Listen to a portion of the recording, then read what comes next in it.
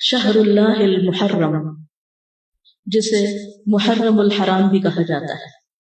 محرم کا لفظی معنی ہے حرام کیا گیا، یعنی جس مہینے کی حرمت ہے، جس میں بہت سے ایسے کام حرام کیے گئے ہیں جن کو ایک مسلمان نہیں کرتا یا ان کا کرنا اس کے لیے حرام میں آتا ہے۔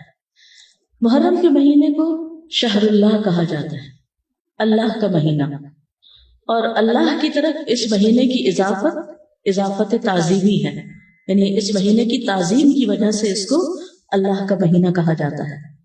اس سے اس مہینے کی امپورٹنس کا پتہ چلتا ہے۔ صحیح مسلم کی روایت میں آتا ہے، ابو ہریرہ رضی اللہ عنہ سے روایت ہے کہ رسول اللہ صلی اللہ علیہ وسلم نے فرمایا، رمضان کے بعد سب سے افضل روزے اللہ کے مہینے محرم کے ہیں۔ تو گویا اس مہینے کی بھی خاص عبادت پھر کیا ہوئی؟ روزے۔ عشر ذی الحجہ میں تو پہلے 9 دن کے روزے تھے، لیکن اس میں پورے مہینے میں سے جب بھی آپ چاہیں روزے رکھ سکتے ہیں۔ ضروری نہیں کہ پورے ہی مہینے کے روزے رکھیں جیسے رمضان میں رکھے جاتے ہیں، لیکن 10 تاریخ کا روزہ جو ہے اس کی خاص فضیلت ہے۔ محرم الحرام کی ایک اہمیت کی وجہ یہ بھی ہے کہ یہ ہجری سال کا پہلا مہینہ ہے، تو یہ مہینہ عظمت اور برکت والا ہے اور حرمت والا ہے۔ حسن بصری کہتے ہیں کہ بے شک اللہ نے سال کی ابتدا بھی حرمت والے مہینے سے کی اور اس کا اختتام بھی حرمت والے مہینے سے کیا، یعنی آغاز بھی حرمت سے، اختتام بھی حرمت پر۔ سال میں رمضان کے بعد اللہ کے ہاں محرم سے بڑھ کر عظمت والا کوئی مہینہ نہیں۔ تو اس سے کیا پتہ چلتا ہے کہ اگر کسی چیز کی ابتدا میں بھی حرمت ہے اور انتہا میں بھی، تو پھر ان دو کے بیچ میں کیا ہونا چاہیے؟ اس کا خاص خیال رکھنا چاہیے، یعنی جس کام کے آغاز میں اور جس کے اختتام پر خصوصی ہدایات دی جائیں اور اللہ سبحانہ وتعالیٰ کی عبادت اور خصوصاً روزے وغیرہ کی عبادت کی طرف متوجہ کیا جائے تو سال بھر بھی پھر اس کی عادت اپنا لینی چاہیے۔ نئے سال کا آغاز جو ہے وہ دعا سے کرنا چاہیے۔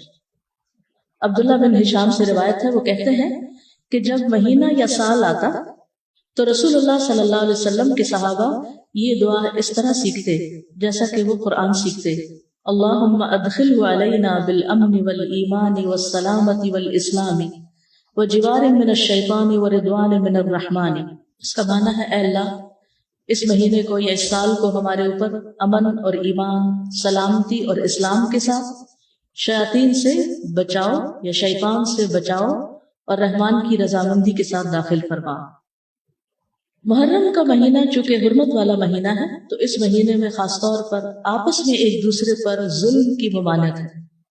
قرآن مجید میں آتا ہے، ان عدت الشہور عند اللہ 12 شہرا فی کتاب اللہ یوم خلق السماوات والارض منها 4 حرم ذلک الدین القیم فلا تظلموا فیہن انفسکم۔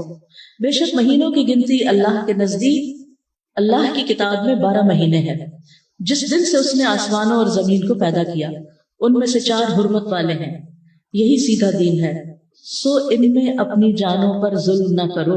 تو میسج کیا ہے؟ فلا تظلموا فیہن انفسکم، اپنے آپ پر یعنی ایک دوسرے پر ظلم نہ کرو۔ تو کیا نہیں کرنا اس مہینے میں؟ ظلم نہیں کرنا۔ ظلم کی کون سی شکلیں ہوتی ہیں؟ ظلم ہوتا ہے کسی کو اس کے حق سے محروم کرنا، کسی کا حق چھیننا، کسی کا حق مارنا۔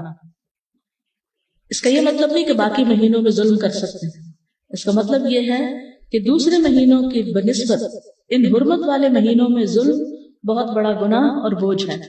اگرچہ ظلم ہر حال میں بہت بڑا گناہ ہے، مگر اللہ جس کام کے گناہ کو چاہے بڑھا دے، جیسا کہ اللہ جس کام کے اجر کو چاہے بڑھا دے، یعنی وہی نماز ہوتی ہے، وہی صدقہ خیرات ہوتا ہے، لیکن عشرہ ذی الحجہ میں کیا ہوتا ہے؟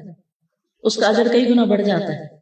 اسی طرح حرمت والے مہینوں میں ظلم کا گناہ جو ہے وہ زیادہ ہو جاتا ہے، اور یہ 4 مہینے خاص طور پر 1/3 آف دا ایئر خاص طور پر اس لیے اس کام کے لیے رکھا گیا اور اس کی شدت کا احساس دلایا گیا تاکہ لوگ اس کی پریکٹس کریں، کانشیس ہوں، اور خصوصی طور پر اس میں اپنے آپ کو ایسے گناہوں سے بچائیں تاکہ باقی سال بھی اس پر عمل کر سکیں۔